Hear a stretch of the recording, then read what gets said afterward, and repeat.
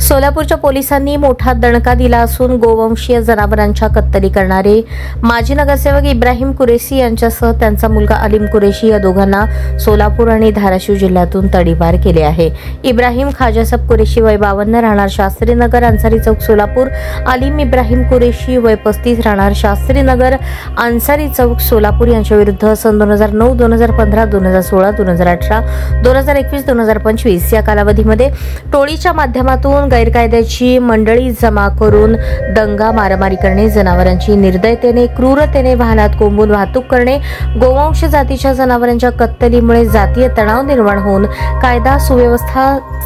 प्रश्न निर्माण करणे, गोवंशीय जनावरांच्या कत्तलीच्या अनुषंगाने सामान्य नागरिकांना शिवीगाळ, दमदाटी, मारहाण करणे यांसारखे गुन्हे दाखल असल्याने त्याच्याविरुद्ध सदर बाजार पोलीस ठाण्याकडून महाराष्ट्र पोलीस अधिनियम 1951 कलम 55 अन्वये तडीपार प्रस्ताव पोलीस उपायुक्त परिमंडळ सोलापूर शहर यांना सादर करण्यात आला होता। सदर प्रस्तावाच्या अनुषंगाने विजय कबाडे पोलीस उपायुक्त परिमंडळ सोलापूर शहर यांनी कार्यवाही करून त्यांच्याकडील तडीपार आदेश क्रमांक